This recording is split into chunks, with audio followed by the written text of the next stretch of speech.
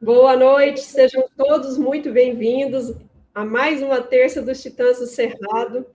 E hoje nós vamos falar de um tema que é muito pouco aí compreendido pela grande parte da população, um tema que envolve aí, eu acredito até entre médicos desperta curiosidades, que é a medicina nuclear. E é absolutamente estratégico, né? Um tema absolutamente estratégico para o futuro da saúde brasileira. Então, Chico, eu queria que até que você falasse um pouco mais, você como médico, né? O que envolve a medicina nuclear no sentido de exames, a importância, né, desse tema, para a gente estar aqui falando hoje. Esse tema, ele alia tecnologia, inovação, acesso à saúde e muitos tratamentos, né? Então, é sensacional. A gente lá no Hospital São Francisco inaugurou há um ano o nosso setor de radioterapia. Isso facilita e aumenta a possibilidade de cura de vários tipos de câncer. Então, ter esse tema aqui, você falou muito bem, Pamela, é estratégico demais, porque embora sejam investimentos muito altos, o retorno e a devolução para a sociedade ela é muito alta. E hoje a gente tem um grande titã aqui, né? Uma pessoa que tem muita habilidade, acho que você pode fazer as honras da casa, mas é uma honra ter o doutor Heber aqui. Para mim é uma honra aqui estar na presença aqui com o doutor Heber Simões Videira, ele que é aí, pessoal, olha, ele é sócio fundador e diretor de pesquisa e inovação e novos negócios da Medical Aud. Seja muito bem-vindo, doutor Heber, nossa terça.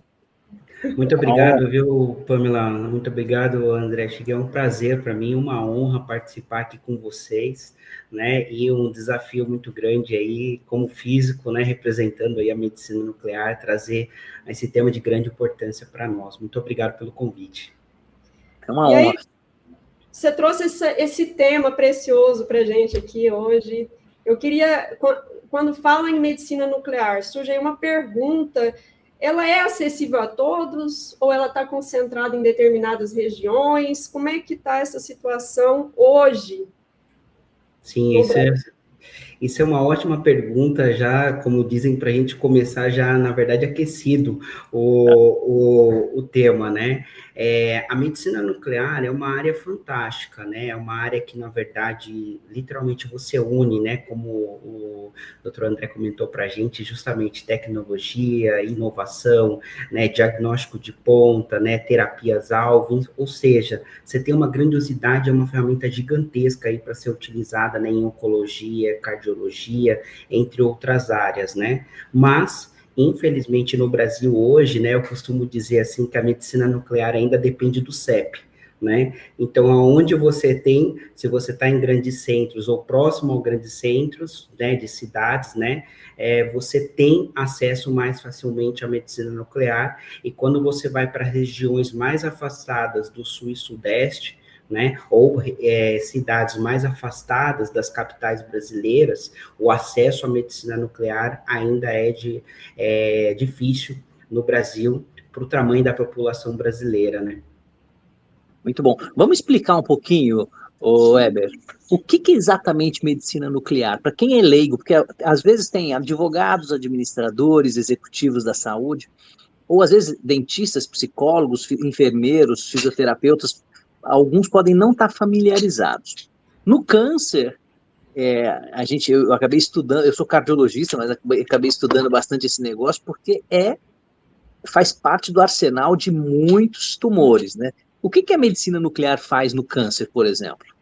Sim, na verdade, sim, a medicina nuclear, ela é a área da medicina, né, que se utiliza, né, de radiofármacos, que são, na verdade, fármacos que carregam ali com ele, né, um radioisótopo em questão, e é utilizada para a questão de diagnóstico e anomalia. Diagnóstico que pode ser feito aí na questão para avaliar, né, cérebro, rim, coração, né, o sistema esquelético, enfim, né, particularmente no câncer, né? Se a gente entrar para a área da que a gente fala da imagem molecular, né? Dividindo um pouco a medicina nuclear em medicina nuclear convencional, que é o que utiliza SPECT, medicina nuclear da era da imagem molecular, que utiliza o PET scan, né? E falar depois das terapias um pouquinho.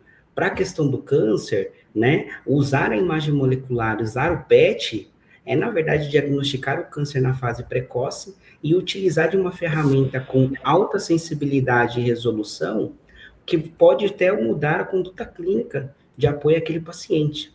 Então, a imagem molecular, a medicina nuclear na era PET, traz um avanço muito significativo e tecnológico para o acompanhamento e estadiamento dos nossos pacientes. Na prática, o que a gente vê é que às vezes a pessoa tem um câncer no cérebro e o oncologista quer saber se tem mais células tumorais em outros lugares, faz esse famoso PET scan que o Weber está falando, e ele pode, com as imagens mais brilhantes ali no exame, falar, opa, tem algum processo que pode ser tumor metastático aqui. É isso? Expliquei mais ou menos. Exatamente. Na verdade, com o PET você consegue fazer o acompanhamento e diagnosticar metástases no corpo, né, com tamanho muito pequenos, e você consegue ter uma maior visibilidade do nosso paciente. Perfeito. E na cardiologia?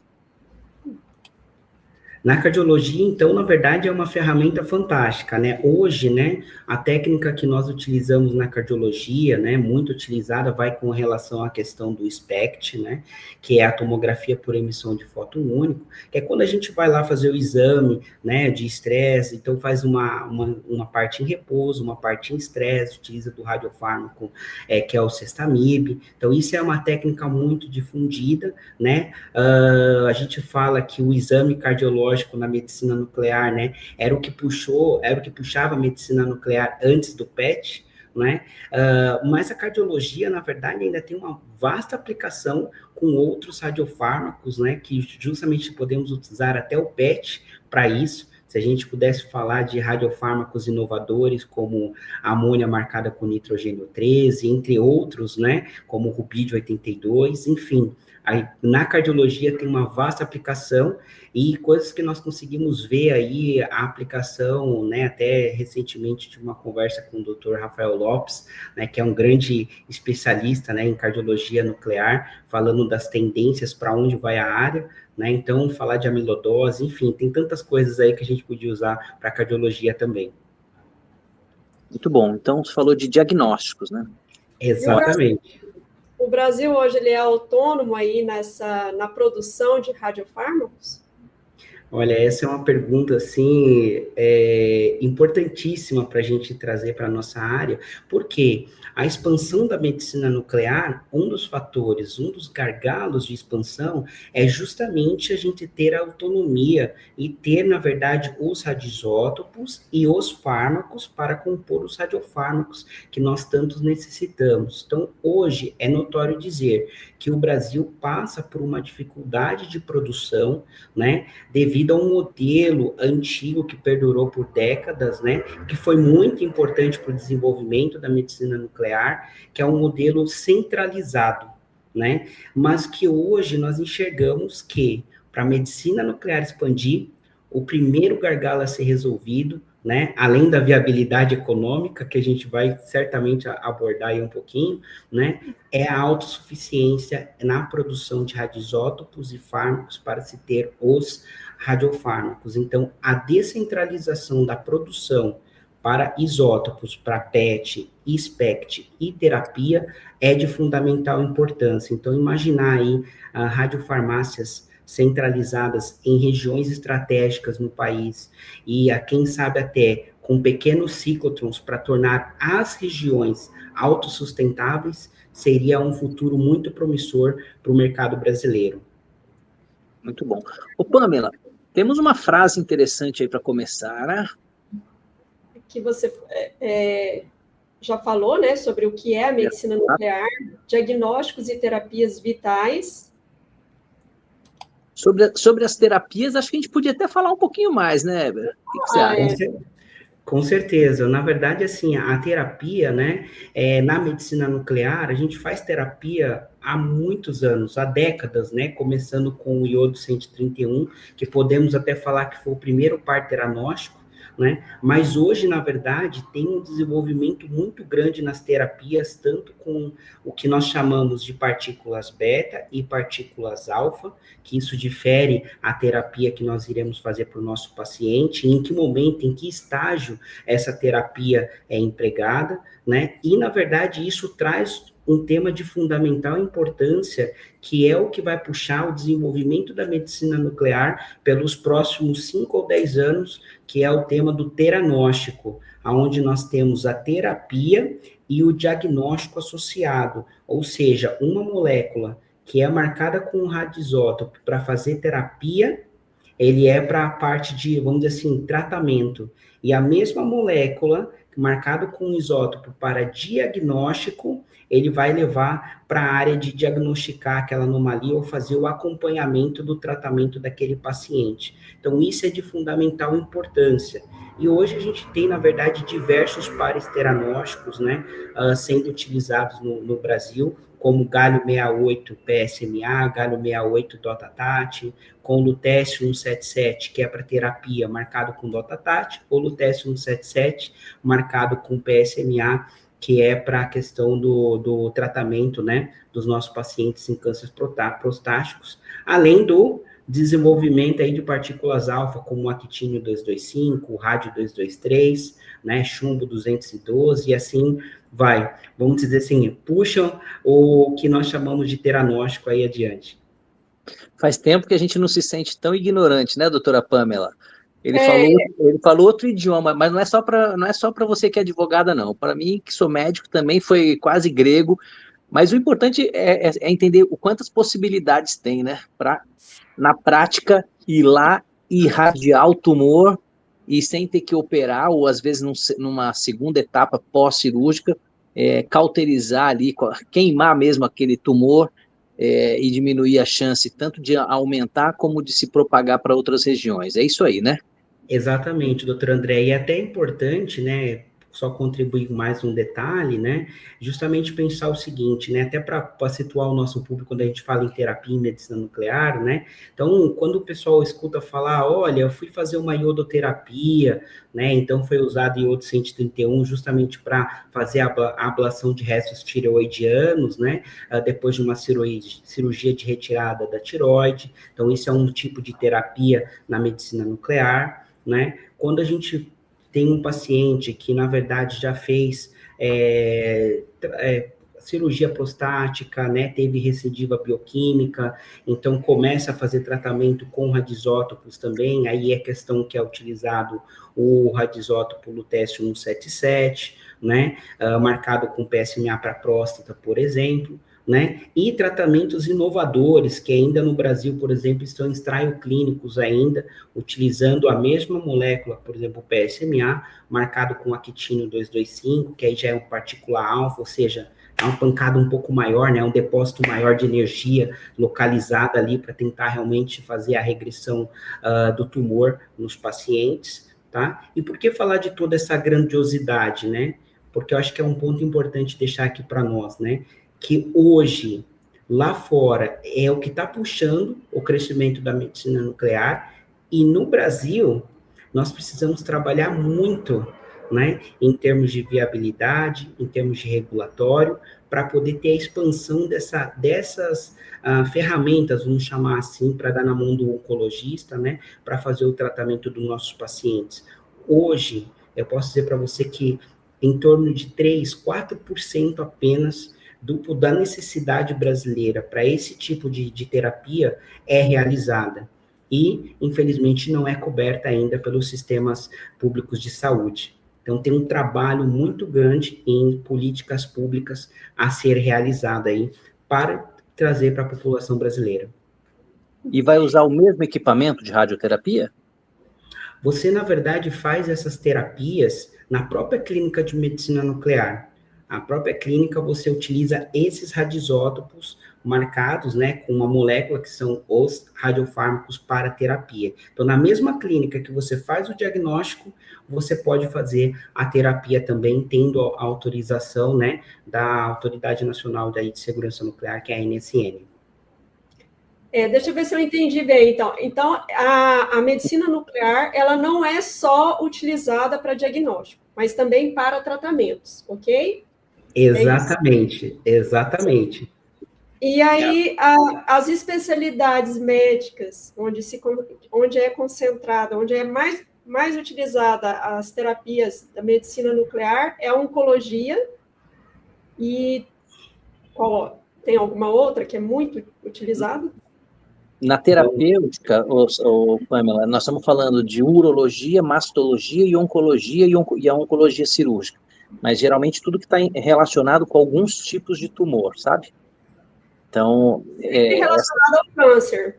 Exatamente. Vários casos de câncer de mama, depois de operar, depois de fazer quimioterapia, ainda se sugere a radioterapia para uma segurança maior ainda. Então, são os principais casos: tireoide, tumores de próstata. Agora, tem um negócio que eu não conhecia, que eu acho que a maior parte das pessoas que estão nos assistindo não conhecia. Porque antigamente, talvez em alguns lugares ainda aconteça assim, mas você ia lá com a mira da radiação, queimava o tumor, mas sempre lesa uma quantidade de tecido vivo bom em volta, era meio que inevitável isso. Você queima o tumor, mas também queima um pouco de células boas. E aí surgiu uma tecnologia chamada MRT, se não me engano, que é um investimento aí na casa dos $300 mil. Eu estou sabendo porque a gente teve que fazer isso aqui, mas é genial e é muito difícil você não conseguir convencer uma diretoria de um hospital a não colocar esse upgrade, porque o que ele faz exatamente, acho que você podia explicar, se você estiver familiarizado, para as pessoas entenderem o que é essa tecnologia a mais de benefício. Sim, na verdade, assim, contribuindo aí um pouquinho com o que a Pamela colocou para nós, né, justamente assim, a radioterapia, né, a parte cirúrgica, ou seja, tudo isso, mais a medicina nuclear nos tratamentos específicos, corroboram todas as ferramentas que nós temos, né, para poder tratar o nosso paciente, para poder trazer, vamos dizer assim, uma melhor qualidade de vida para ele e, quem sabe, né, a cura realmente da sua doença. Tá? Então, todas essas ferramentas são primordiais e é importante deixar bem claro, né, doutor André, que justamente todas elas são complementares, elas se complementam, se conversam para poder, na verdade, trazer a melhor qualidade de vida para os nossos pacientes, né?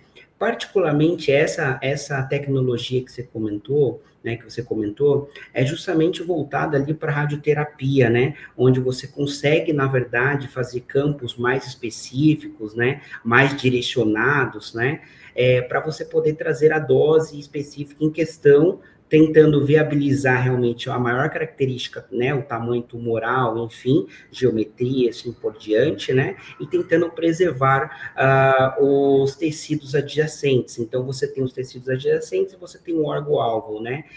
Na medicina nuclear, né, também nós temos uma preocupação muito grande com isso.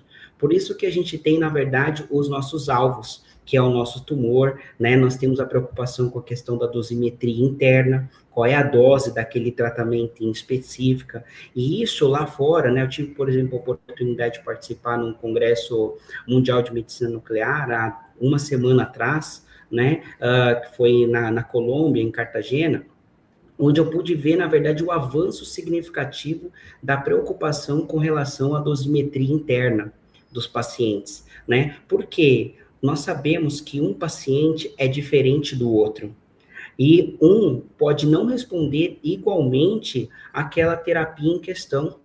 Então, na verdade, fazer o acompanhamento, saber a dosimetria, saber a dose que você vai dar do material radioativo, da atividade, né, que a gente fala na medicina nuclear, né, de repente pode ser, ou não ser a mesma para cada paciente. Então, fazer a dosimetria interna, que também é uma discussão não nacional, mas internacional, de como aplicar isso, tornar viável clinicamente, é uma discussão à tona no mercado internacional da medicina nuclear. Né? Então, foi uma discussão muito, muito interessante dentro do Congresso. E cai bem junto com esse exemplo que você trouxe da radioterapia. É pensar em entregar ao nosso paciente a dose exata para o tratamento dele e preservar ali os órgãos adjacentes. Muito bom. Agora, Pamela, você perguntou há uns minutos atrás se era acessível para todos. Isso é uma coisa muito curiosa, sabe? Eu, particularmente, Heber, sou fã do SUS. Eu acho que você que está aí fazendo uma carreira internacional também, você vê que é difícil ter um sistema público de saúde parecido com o SUS em outros lugares do mundo.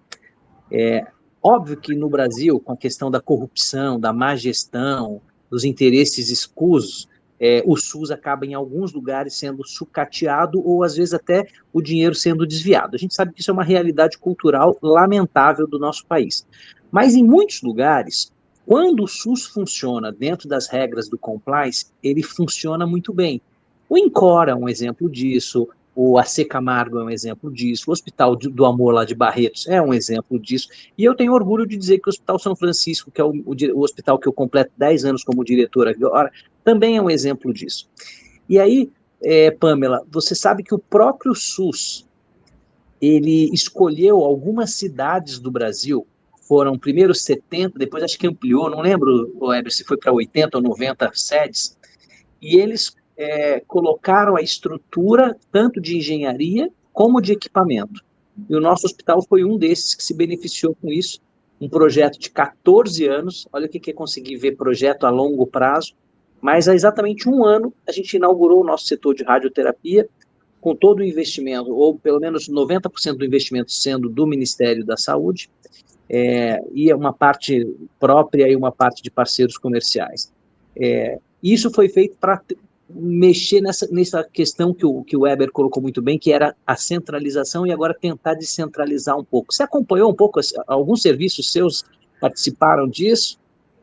Sim, acompanhei, eu vi, na verdade, foi um projeto fantástico, né, de ter a disponibilidade de até 80 equipamentos, né, de radioterapia, aí, descentralizados, levar realmente adiante, né, é um projeto inovador, realmente, você conseguiu descentralizar e fazer ampliar a especialidade, né, e aí, neste ponto que eu acho interessante tocar, né, doutor André, justamente o seguinte: o Sistema Único de Saúde, ele é de fundamental importância, né, ele é um exemplo, realmente, para outros países e, na verdade, é de fundamental importância para a população brasileira, né, contudo, se a gente for olhar hoje, mais de 90% dos procedimentos que são feitos em medicina nuclear no país hoje, né? Hoje o país tem em torno de 460, 470 clínicas de medicina nuclear, 90% dos procedimentos do SUS são feitos em clínicas privadas. Então, na verdade, são as clínicas privadas hoje que, na verdade, executam os exames e atendem o convênio SUS, vamos chamar dessa forma, né? Só que o SUS hoje, para a medicina nuclear, está defasado. A última atualização que nós tivemos da tabela SUS foi em 2009. Então, você imagina a dificuldade, a dolarização de todas as coisas, de equipamentos e assim por diante. Então, eu enxergo hoje que o SUS é de fundamental importância. Esse projeto que foi feito para radioterapia é um exemplo, né? E onde tem uma radioterapia, pode ter uma medicina nuclear próxima ou até mesmo acoplado, né? Como um serviço de medicina nuclear dentro daquele hospital. Então, fica, né, aquela dica, né, ou aquela vontade de se ter, por exemplo, né, a aprovação em breve do projeto de lei de desenvolvimento da medicina nuclear, que foi proposto pelo senador astronauta Marcos Pontes, né, no comecinho do ano passado. Um projeto como esse ajudaria grandemente a medicina nuclear se expandir, porque hoje a gente tem o gargalo da logística de abastecimento, tem a defasagem da tabela SUS, e se tivesse um projeto nacional desse, da questão de uma medicina nuclear via saúde, ou via parceria PPP, ou até mesmo isenção de impostos, né, para equipamentos para a área de produção de radiofármacos e para clínicas de medicina nuclear, faria a roda girar. Só para você ter ideia, né, a gente gravou recentemente com o Dr. Marcos Vilela Pedras e a doutora Beatriz Leme, né, são duas referências dentro da área da medicina nuclear, falando do cenário da medicina nuclear e seus desafios. E foi comentado que no ano passado foi vendido um equipamento de cintilografia no Brasil. Só. Então, realmente, o mesmo exemplo que foi feito num projeto como esse de radioterapia, pensado nas suas devidas proporções, poderia trazer um avanço significativo se resolvesse esses gargalos para a medicina nuclear. Então, onde tem uma clínica ali de radioterapia, poderia levar uma medicina nuclear com SPECT, com PET, com terapia, no caso aí dos teranósticos, né? Seria de fundamental importância. Você tem ideia do valor de uma máquina para fazer o PET scan? Mais ou menos, só para ter uma ideia. Na verdade, acredito que hoje, em torno de 1.200.000, $1,5 milhão, eu acredito que você já consegue pensar em ter um PET scan novo. Aí a gama câmera é inferior o preço, né? Então, acredito que essa seja a ordem de grandeza. São investimentos altíssimos, né? Pamela, temos mais uma reflexão interessante aí. De onde viemos? O modelo centralizado trouxe avanços, mas há gargalos. E aqui eu vou aproveitar para complementar que nós estamos falando, quando a gente fala em medicina nuclear, né, doutor Ebert, uma medicina de altíssima precisão. Exatamente. Né, é uma questão que envolve aí o grande diferencial e o motivo pelo qual daí se faz, daí o porquê, né? Talvez aí quem estiver assistindo e quem for da área aí das políticas públicas, né, de se buscar aí investimentos na área. Exatamente. Doutora Pamela, na verdade, a medicina nuclear, a gente costuma até dizer que ela, hoje principalmente, né, a medicina nuclear de precisão, tá? É uma medicina nuclear que a gente pode chegar a um modelo personalizado, como a gente vê, na verdade, lá fora, principalmente na Europa, que é o berço da medicina nuclear. É realmente aonde nasce toda a nossa ciência, a grandiosidade da nossa ciência, né? E aí eu posso dizer para você que no Brasil, o crescimento da medicina nuclear, ele se permeou com a história da área nuclear no Brasil, né? Então, a gente começa, por exemplo, lá em 49, né, na Faculdade de Medicina da Universidade de São Paulo, no Laboratório de Radioisotopia, fazer tratamento, né, de tireoide com iodo 131, onde a gente começa a ter o uso de material radioativo para tratamento como medicina nuclear, né? Alguns pontos ali já se fazia na parte de radioterapia, né? Com até a visita da Madame Curie, né? A Marie Curie, né? No Brasil, em Minas Gerais, né? Então, o que acontece, né? Depois de 49, aí vem a criação da antiga CENEM, né? Em 56, né, como um órgão regulador estatutário, e depois, em 64, nós temos o começo da produção de radioisótopos no Brasil, né, e, consequentemente, depois, rapidamente, radiofármacos, pelo Instituto de Pesquisa Energéticas e Nucleares, no IPEM. Então, assim, o Brasil se torna uma referência na época, e começa um modelo que eu vou chamar de centralizador. Foi um modelo onde o Estado fazia-se a produção dos radiofármacos e suplementava o crescimento das clínicas de medicina nuclear. Esse suplemento passou a ser um subsídio hoje. Então, se a gente divide a medicina nuclear convencional, a imagem molecular e as terapias, hoje, de fato, o nosso maior gargalo, né, está na questão dos isótopos para a medicina nuclear convencional, para os radiofármacos para a medicina nuclear convencional e para as terapias. Por que não? Não que não exista gargalo, existe muito gargalos na questão da imagem molecular também. Mas por quê? A imagem molecular, ela foi literalmente se construindo o seu desenvolvimento com a primeira flexibilização do monopólio que ocorreu em 2006. Então, em 2006, houve uma flexibilização desse monopólio que permitiu a produção de radioisótopos por empresas privadas, né, e estatais, né, para isótopos menor do que 2 horas de meia-vida. Eu compliquei a vida, mas, assim, é o flúor 18 que é usado para marcar o FDG, que é usado no PET scan.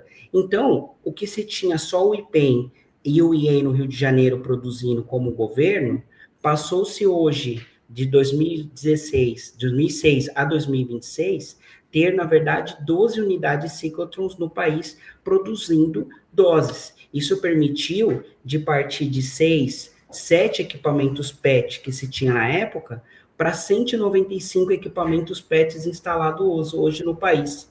Então, teve um crescimento significativo, mas para a MN convencional ficou lá para trás o desenvolvimento. Até que, por exemplo, em 2022 agora, houve a segunda flexibilização do monopólio, onde permitiu que empresas privadas ou estatais, enfim, produzissem isótopos, né, com meia-vida maior do que 2 horas. E isso, então, cai na medicina nuclear convencional e cai nas terapias, né? Mas, com o cenário que nós temos hoje, com a falta de kits, que é os fármacos, para marcar os adisótopos, né? Um monopólio nesse sentido de desenvolvimento, a dificuldade de ser autossustentável, né? No modelo que tem hoje como o IPEM, sendo o único a literalmente disponibilizar geradores de tecnécio no Brasil hoje, traz ainda a dificuldade da gente ver uma mudança no modelo. E aí é que nasce um dos braços da empresa, qual sou um dos fundadores, que é as distribuidoras de radiofármacos. As distribuidoras hoje, né, têm esse papel de ajudar a medicina nuclear, principalmente terapia e para a área convencional, nesse modelo, vamos chamar assim, de transição entre um modelo centralizador e um novo modelo que vai permitir a descentralização dos insumos usados na medicina nuclear.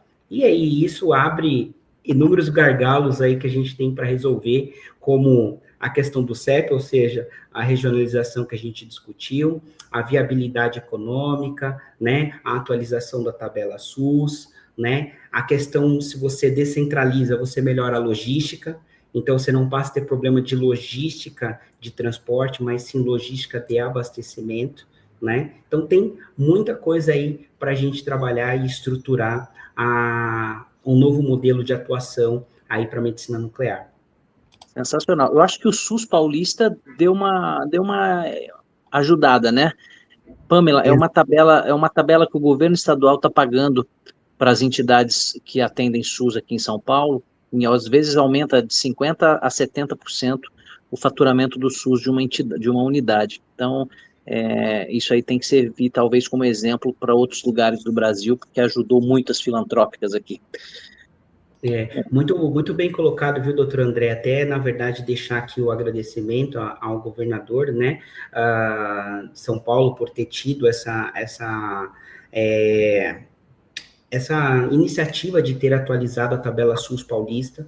É um exemplo, a gente tem que divulgar para os demais estados, tá? Tem exames que foram atualizados em 50%, atualizou a questão das terapias com iodo 131, que estava muito desfasada também, então isso deu um respiro muito grande na atuação da terapia com iodo, com PET e principalmente também na cardiologia, nos exames de MIB. Então, em São Paulo, foi um respiro, foi um alívio para a medicina nuclear. Doutor Rodrigo Leite está fazendo uma pergunta aqui, e o número de especialistas na área? Perfeito. É, na verdade, de fundamental importância a gente colocar essa pergunta, porque realmente, doutor Rodrigo, é um gargalo. A formação de profissionais e a medicina nuclear ela é fantástica, porque ela une uma multidisciplinaridade fantástica. Nós temos farmacêuticos, físicos, tecnólogos, biomédicos, médicos, atuantes, gestores, e nós temos, sim, né, uma dificuldade de formação de pessoas com conhecimento específico. Então, é um gargalo e a gente coloca que, na verdade, a medicina nuclear deveria ser divulgada já na academia, na formação desses profissionais, porque, inclusive, médicos que às vezes falam conosco, encontram a gente, né? O nosso podcast, o Medical Isotalks, tem sido uma voz para a medicina nuclear brasileira, para divulgar a nossa especialidade, né? Encontrei um aluno recente na Faculdade de Medicina da USP, onde ele comentou, até com uma professora que gravou com a gente também um episódio sobre a atuação do físico na medicina nuclear, e ele falou, eu não sabia que existia medicina nuclear, e se apaixonou pela área, né? Então, assim, tem que ser divulgado, porque uma vez divulgado, você cria a vontade de atuar, e você começa a ter, na verdade, a questão dos profissionais procurando as formações. Tem as residências em medicina nuclear, tanto em clínicas privadas e em hospitais públicos também, né? Tem, na verdade, para físicos, Ou seja, se a gente resolver o gargalo operacional, resolver o gargalo da logística de abastecimento, resolver a defasagem da tabela SUS, a gente vai precisar de profissional para crescer, né, a área, né? Então, a hora de procurar a área, a hora de se formar é agora, porque quando crescer, você está pronto para atuar. Muito bom. E aí, para complementar, o Marquinho colocou, e pode falar. Como eu tinha combinado com vocês, vou pedir licença, vou acompanhar vocês nos bastidores, mas eu vou ter que sair agora às 19h30. E aproveito ao vivo e te agradeço aqui, Heber. E doutor Rodrigo Leite, se quiser entrar aqui, vai ser um prazer. Eu vou estar acompanhando vocês nos bastidores. Pamela, muito obrigado pelo convite. Imagina. Doutora. O Marquinho aqui colocou uma questão, e o custo de especialista em insumos, doutor? Sim, hoje, na verdade, a gente tem que lembrar que na medicina nuclear, na sua grande maioria, dos insumos utilizados para a produção de radiofármacos, né, eles são importados, eles são dolarizados, né? Então, nós teríamos que, na verdade, né, ter essa preocupação realmente com o custo, né? Eu gosto muito de uma frase, né, da doutora Beatriz Leme, que fala que a medicina nuclear é escalável, né? Então, quanto mais a gente consegue, literalmente, escalar em número de exames, né, utilizando, na verdade, os medicamentos que nós temos na clínica, a gente consegue compensar um pouco esse custo. Mas, pensando num gargalo e numa viabilidade econômica para as clínicas de medicina nuclear e para os centros produtores de radiofármacos, seria importante ter o que a gente fala de, literalmente, um ciclo, né? Se eu preciso ter uma atualização de custos, a cadeia toda seja atualizada. E tem sistemas que funcionam assim em outros países, né? Então, seria um exemplo para uma política pública aplicada à medicina nuclear. Perfeito. Aqui, para complementar, aqui, o doutor Rodrigo colocou aqui, ó, fui gestor do Hospital de Praia Brava, hospital de referência para atendimento do rádio acidentado na usina, aqui em Angra, e tive a oportunidade de participar de alguns treinamentos. É isso aí, a experiência.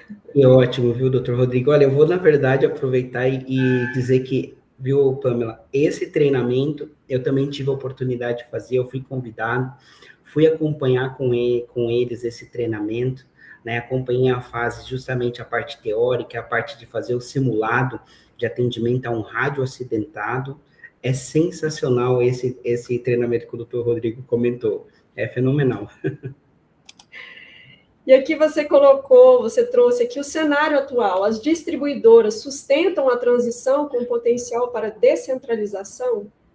Isso, como eu coloquei para vocês, as distribuidoras, até um tempo atrás, né, praticamente não existiam no país, né? E a distribuidora hoje, ela tem, vamos dizer assim, um trabalho silencioso, mas crucial. Por quê? Ela que, na verdade, sustenta a gente ir lá para fora, participar dos congressos, verificar o que tem de novo, né? E aí fazer, na verdade, a união. Qual é a necessidade brasileira em termos de pacientes, procedimentos, né?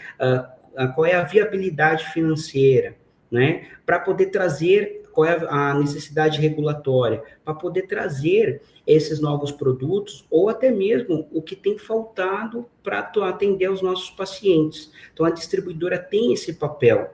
Uma vez que, na verdade, ao longo dos anos, principalmente para a medicina nuclear convencional, né, foi deixando de se produzir alguns radiofármacos ou alguns cold kits, né, ou radisótopos, enfim, pelo IPEM, as distribuidoras foram suprindo essa carência, né? Então, eu enxergo hoje que nós temos um trabalho fundamental para poder suportar a medicina nuclear, né, até que se chegue num modelo autossustentável realmente e descentralizado de produção de radisótopos. Então, hoje o papel da distribuidora é dar a mão para a necessidade brasileira e para os fornecedores lá fora e viabilizar para a medicina nuclear brasileira esses radiofármacos ou os insumos necessários para se fazer os radiofármacos in-house nas clínicas, por exemplo. Exatamente. Descentralizar é muito mais do que abrir unidades, ele é estruturar uma cadeia aí produtiva. Exatamente, exatamente. E aí eu já vou aproveitar e já vamos aqui para o próximo slide e vamos falar um pouco desse futuro descentralizado, um plano de autossuficiência. Queria que você falasse um pouco mais sobre esse futuro descentralizado, doutor, na Sim. medicina.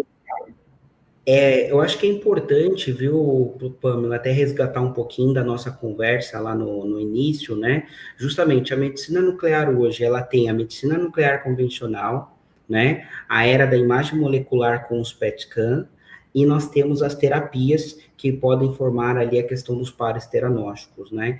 Então, na verdade, quando você olha para um modelo centralizador, tá? Ou seja, se você olhar para um modelo onde, principalmente aqui em São Paulo, tem a produção dos radioisótopos, né, e alguns fármacos que vão para a medicina nuclear no Brasil todo, você tem aí um problema de logística, você tem um problema de custo, você tem um problema, na verdade, de tensão por ter um único fornecedor, né? Ainda é um fornecedor que é estatal, então tem sofrido com algumas dificuldades. De novo, né? Esse fornecedor, né, o IPEM, na verdade, ele foi um herói no desenvolvimento da medicina nuclear brasileira, né? Mas tem sofrido muito nos últimos anos para segurar essa produção para a medicina nuclear convencional, né? Para a era PET, houve um grande desenvolvimento, mas, na verdade, não foi pensado estrategicamente, né, em termos de logística, o posicionamento desses ciclotrons. Então, também tem, na verdade, um gargalo muito grande para você chegar com esses materiais de meia-vida curta em outras cidades. Então, se você falar para mim hoje, tem PET lá no norte? Tem, mas é difícil, extremamente complexo chegar com material para poder executar os exames, assim como em alguns outros estados do país, né? Lá em alguns estados para cima do Nordeste também, por exemplo. Então, na verdade, quando você olha a necessidade da MN convencional, que é assim que a gente usa o nosso jargão do dia a dia aqui, né? Mas a era da imagem molecular, você consegue trazer um modelo que poderia ser as radiofarmácias centralizadas em regiões estratégicas, né? Pensadas até com pequenos ciclotrons, que são conhecidos como os small cyclotrons. E aí isso daria uma independência, uma autossuficiência para essas radiofarmácias poderem produzir os radiofármacos para PET, para SPECT e também para as terapias. Por quê? Porque elas teriam capacidade de serem alimentadas com os insumos pelas distribuidoras, fazerem importações lá fora e assim por diante. Então, nós descentralizaríamos o modelo de produção de radiofármacos no país. E aí isso criaria um modelo mais sustentável e ser desenvolvido nas 5 regiões brasileiras. E aí cabe o meu parênteses também, né? Para que isso fosse concreto, para que isso fosse necessário, é realmente uma política bem estruturada de desenvolvimento da área, como ressalto novamente, né, o projeto de lei que está em avaliação no Senado, do senador astronauta Marcos Pontes, né, bem como também a viabilidade econômica financeira, né, pensada aí fazer a roda girar. E aí a gente teria certamente uma ampliação da especialidade com o gargalo da logística de abastecimento resolvido. E é importante frisar, né, doutor, que o futuro da saúde, ele depende necessariamente da medicina de precisão. Exatamente. Exatamente. Então, nós precisamos investir nessa área mesmo, porque é o que vai fazer a diferença para muitas pessoas lá na frente. Com certeza é um investimento.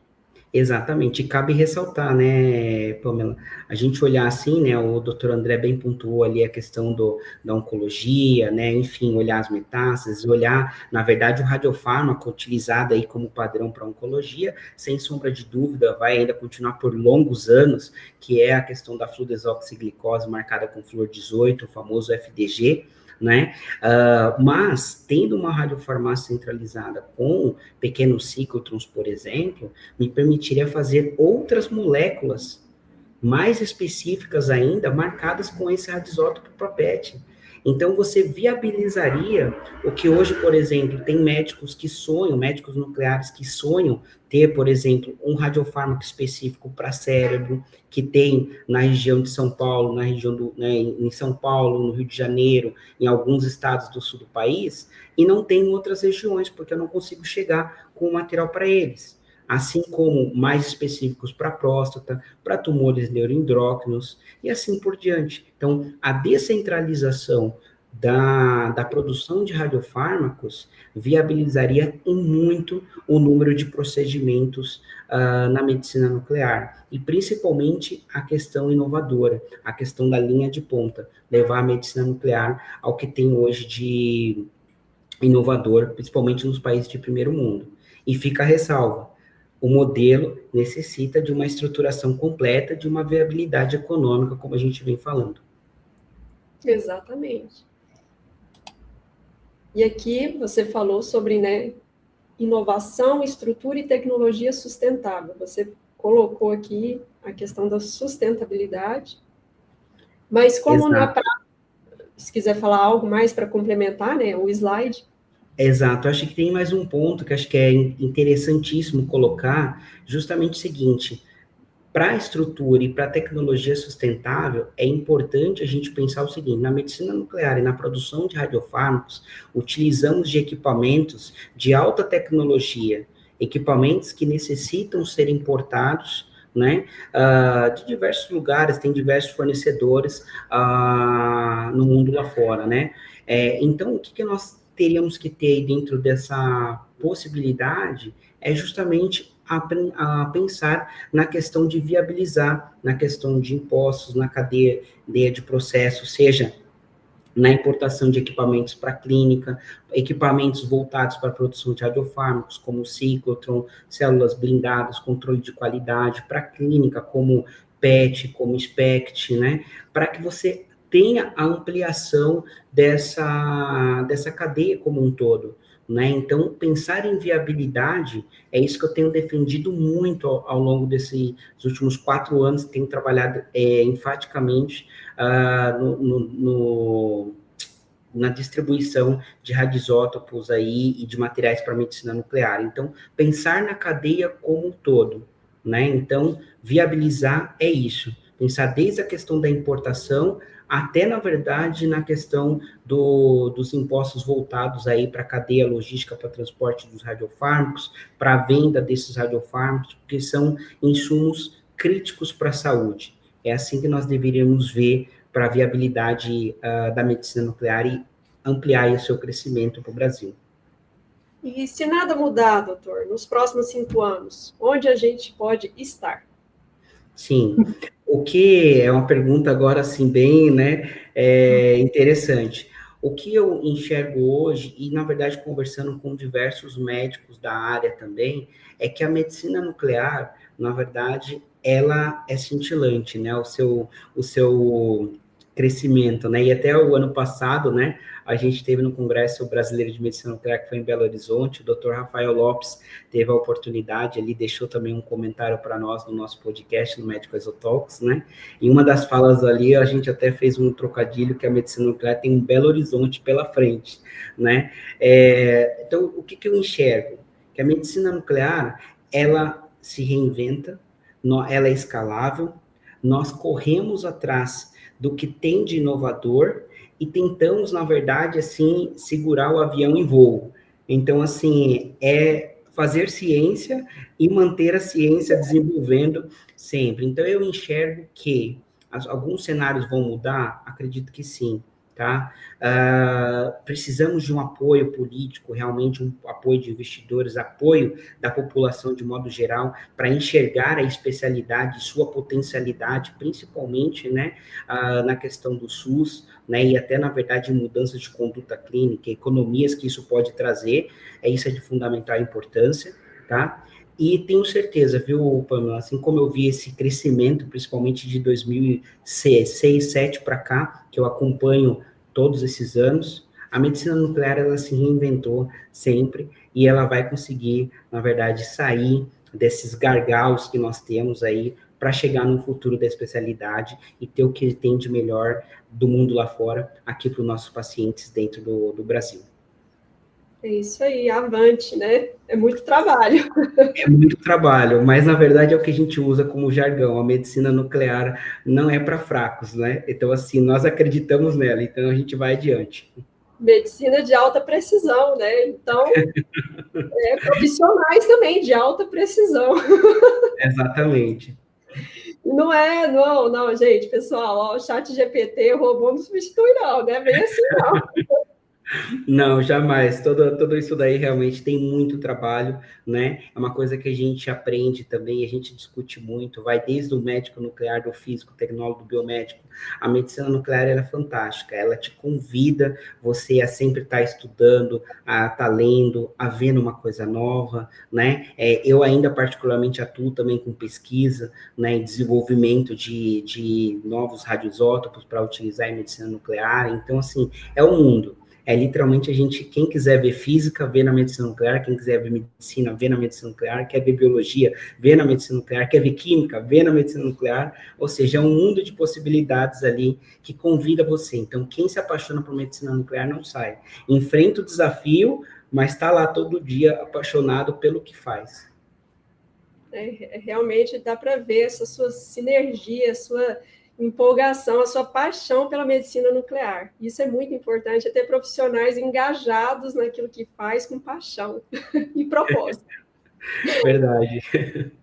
Aqui, você colocou o desafio do crescimento. O Brasil precisa quadruplicar clínicas com reajustes do SUS e redução de impostos sobre equipamentos. Você comentou isso aqui, mas é um trabalho árduo, né? Porque a gente não, na prática, né? A teoria é uma coisa, a prática é outra. Como é que está caminhando isso aí, doutor? Sim, exatamente. Na verdade, assim, a ONU deixa claro, né, o que você precisa ter de número de equipamentos por habitantes, né? Então, assim, o Brasil está muito aquém da quantidade mínima necessária, tá? Só para você ter uma ideia, né, quadriplicar o que a gente fala, o número de procedimentos, ou se fosse o número de clínicas, né, seria o mínimo que a gente necessitaria para poder chegar ao mais próximo. Só para você ter uma ideia, na Argentina, por exemplo, né, é feito muito mais procedimentos, né, do que o Brasil, por uma população que é muito menor. Salvo erro, é uma proporção de 5 vezes mais, né? A Argentina, né, por mais das dificuldades que eles passam também economicamente, né, eles têm reator nuclear funcionando e alimentando, inclusive, na verdade, o próprio Brasil compra, né, materiais da Argentina, como o molibdênio 99, da Conea, para poder fazer os geradores aqui no IPEM em São Paulo, né? Então, assim, realmente o Brasil precisa olhar para esses números, olhar para o que a medicina nuclear tem de potencial para poder realmente trazer políticas públicas que auxiliem no crescimento da medicina nuclear, da especialidade, tá? E uma delas, por exemplo, é o que eu coloquei na questão da redução aí de impostos na cadeia como um todo. Poderia ser um dos pontos para a viabilidade da operação. E cabe ressaltar, viu, Pamela, também, né, que o deputado federal suplente, o Alexandre Alcântara, né, tem feito também um trabalho brilhantíssimo, né, no Instagram, fazendo literalmente a divulgação da medicina nuclear, os seus papéis, os atores, tá, justamente colocando as participações das esferas federal, municipal, estadual, né, do público, da população. Então, vale a pena também o pessoal visitar o Eu Apoio a Medicina Nuclear no Instagram também, para conhecer um pouco aí desses trabalhos também, quem sabe dar mais ideias aí para o desenvolvimento da especialidade, né, nos ajudar a sair desses pequenos gargalos aí. Só para ressaltar aqui, então, existe hoje uma política nacional aí estruturada para a expansão da medicina nuclear, ou a gente está falando aí de iniciativas pontuais? Isso. Hoje, o que nós temos, foi muito bem colocada a sua pergunta. Hoje, o que nós temos, na verdade, são iniciativas pontuais, né? Então, por exemplo, nós tivemos a iniciativa do reajuste do SUS paulista, né? Nós temos iniciativa de empresas privadas que abrem o campo ali para tentar inovar, né? Médicos que abrem o campo e vêm para a área de supplier também para dar o suporte para a criação de outras empresas, né? Abrir clínicas também, na verdade, tem sido um desafio muito grande. Então, são ações pontuais. O que nós temos hoje é uma política, né, um projeto de lei que ainda está no Senado aí, sendo analisado, e certamente ela sendo aprovada, ela seria um guarda-chuva para poder ampliar aí o crescimento da especialidade, com as duas flexibilizações que nós já tivemos do monopólio na produção de radioisótopos. Então, tudo está se caminhando, né? Então, o que a gente espera é que no futuro tenha uma política ampla aí para a medicina nuclear brasileira. Perfeito, doutor. E vamos aproveitar aqui, já passar para o próximo. Como que juntos a gente pode construirmos um modelo resiliente? Sim, na verdade, agora eu aproveito aí para poder convidar todos os atores, né, do cenário da área da saúde a pensar na medicina nuclear, a pensar nas esferas, a pensar em projetos, olhar para a especialidade, né, olhar que ela complementa como um serviço dentro de hospitais maiores, né, e também, na verdade, convida todos a fazer projetos aí juntos na expansão da cadeia de supplier, né, da logística de abastecimento, quem sabe no futuro, né, conseguir chegar aí na descentralização da produção de radioisótopos. Então, acredito eu que o caminho é todos juntos, numa mesma direção, pensando no crescimento da especialidade. Aqui até o doutor Alexandre Alcântara colocou aqui, obrigado pela menção e carinho, colocou aqui, ó. Tá vendo? Tá todo mundo acompanhando realmente a nossa live, hein? Isso é importante, né, doutor? Isso é importante. E por falar nisso, você falou tantas coisas aqui, mas é importante sempre lembrar, né, doutores, que sem segurança regulatória também não há investimento, né, sustentável. Eu acho que, Pamela, desculpa até te cortar, perdão, mas é importante frisar isso, tá? Realmente, a gente tem trabalhado com os gargalos regulatórios, né? Uma dificuldade grande, principalmente para a medicina nuclear convencional, né?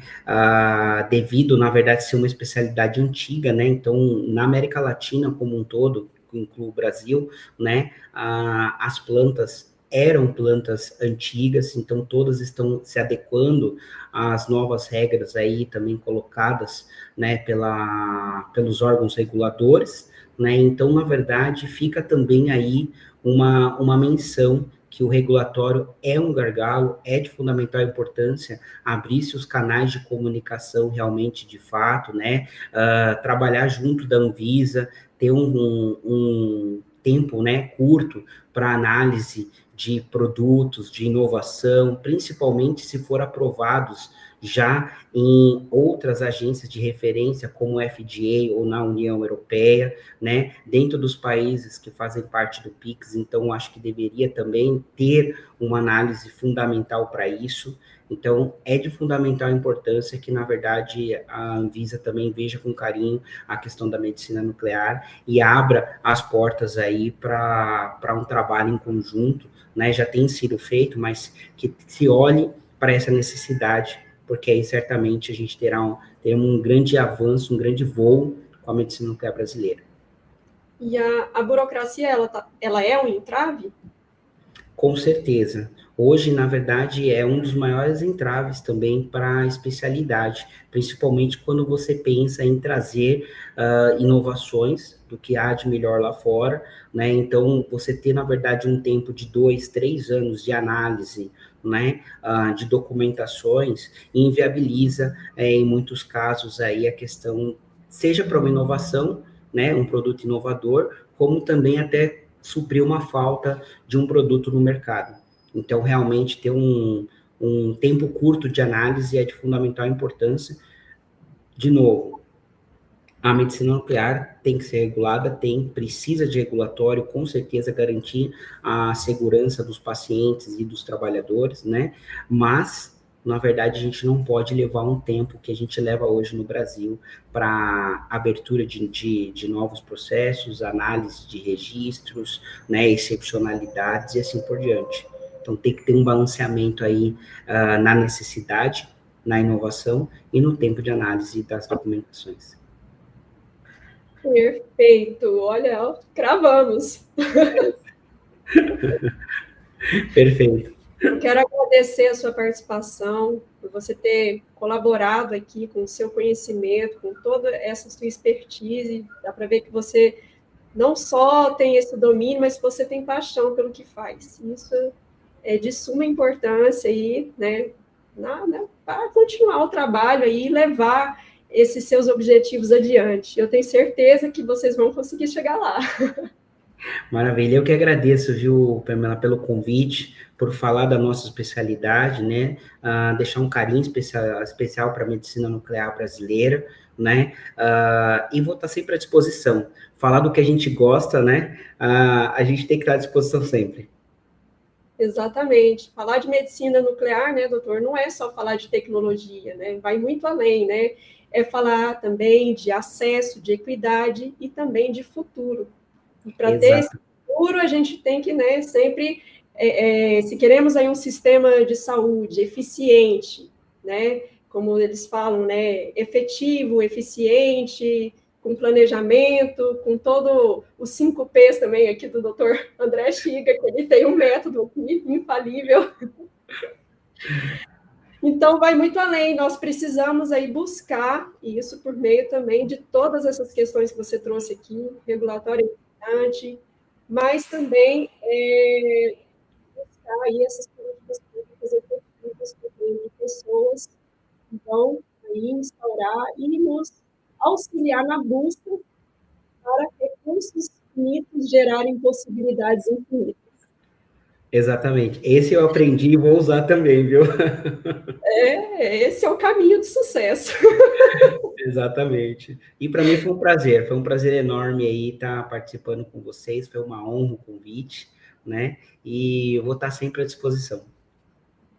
Nós também ficamos aqui à disposição, você pode até fazer parte do nosso grupo, tá? Vou te incluir. Pode incluir.